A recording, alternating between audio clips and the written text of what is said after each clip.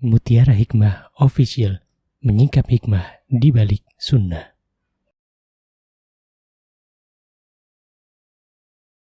Salurkan donasi terbaik Anda untuk mendukung dakwah Mutiara Hikmah Official.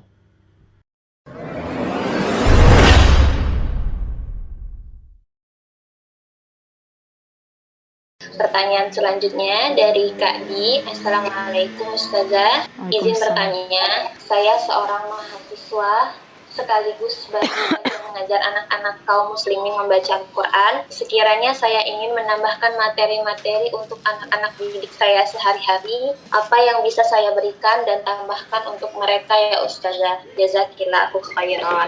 Wa iyyaki fajazakillahu khairan. Barakallahu fiik. Bagi yang menanya, bagi yang bertanya, subhanallah, ketika Allah berikan kesempatan kita untuk mendidik kaum muslimin, itu adalah rizki dari Allah Subhanahu wa taala. Ya, rizki dari Allah Subhanahu wa taala. Dan bagi teman-teman yang saat ini berprofesi sebagai guru bagi anak-anak, maka bersyukurlah kepada Allah Subhanahu wa taala karena kita bisa menanamkan kebaikan-kebaikan kepada anak-anak kaum muslimin sejak dini.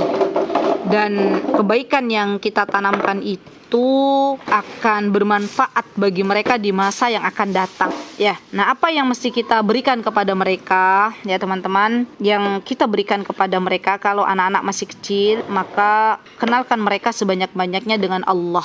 Ya, di pendidikan iman itu penting sekali bagi anak-anak. Kenapa kok saya katakan kita harus mengenalkan Allah sebanyak-banyaknya kepada anak-anak kita, termasuk saya dan suami juga di sini. Alhamdulillah Allah berikan kesempatan untuk sedikit ya berkontribusi dalam mendidik anak-anak kaum muslimin. Jadi kami ada di sini Sekolah Alam Tahfiz Unggulan atau 1, dan akhirnya kurikulum yang kami ambil pun di sini mengajarkan iman kepada anak-anak terlebih dahulu, mengenalkan Allah. Nah, sampai ini pengalaman ya, sampai kalau kita itu misalnya ke anak-anak misalnya ya, kita memberikan sesuatu, kita katakan, siapa yang memberi ini nak? Dari mana nak? Allah baik gitu ya. Kemudian kita juga ajarkan kepada mereka tentang mengenal Allah dengan bahasanya mereka, mengenalkan siapa Allah dengan Asmaul Husna ya. Kita juga mengenalkan kebaikan-kebaikan Allah ya. Dan pernah suatu hari teman-teman ada di antara anak didik kami tuh yang tumbuh giginya, dan alhamdulillah atas izin Allah otomatis dari mulut kecilnya berkata, alhamdulillah Allah telah menumbuhkan gigiku, alhamdulillah ya. Subhanallah, siapa yang menggerakkan lisan anak ini kalau bukan Allah? Kenapa dia otomatis lisannya mengucapkan ini? Karena setiap hari yang didengar dari ustadzahnya itu Allah gitu. Dan apa hikmahnya kita mengenalkan Allah sejak dini? Ya teman-teman, maka diantaranya agar kelak ketika mereka itu menjadi manusia-manusia yang mukallaf, manusia-manusia yang dibebankan syariat oleh Allah, maka harapannya mereka akan bersegera gitu, memenuhi apa-apa yang Allah perintahkan, terutama dalam perintah salat gitu ya. Karena mereka dari kecil sudah tahu Allah tuh maha baik. Bagaimana cara kita bersyukur, bagaimana cara kita berterima kasih. Biasanya kita seperti itu. Nah, kalau dikasih sama orang bilang apa? Terima kasih ya, bilang ya. Nah, gimana? Ini kan dari Allah. Siapa yang memberikan mata ke kita? Allah. Bagaimana cara berterima kasihnya? Bersyukur. Dengan apa? Dengan sholat. Terus kita ajarkan ini kepada anak-anak. Nah, nanti setelah anak-anak kita sudah mengenal iman, sudah mengenal Allah Subhanahu wa taala, baru kemudian kita barengi juga boleh ya dengan adab gitu ya. Ya. Karena ini kita tuh sudah banyak ya, akhirnya banyak anak-anak itu yang terlalu ngegas dulu di masa kecil gitu ya, sebelum diajarkan iman, sebelum diajarkan adab ya. Dan ini pendidikan yang menurut saya mesti diluruskan ya teman-teman. Kemudian nanti setelah mengajarkan iman, adab dibarengi juga dengan Al-Quran, itu juga bisa ya, dengan Al-Quran. Dan tentunya teman-teman, ketika kita mengajarkan Al-Quran kepada anak-anak, maka ajarkanlah mereka dengan kesabaran gitu ya. Dan bagi teman-teman yang mengajarkan kepada anak-anak, wajib bagi teman-teman untuk belajar kembali bagaimana berinteraksi dengan anak-anak.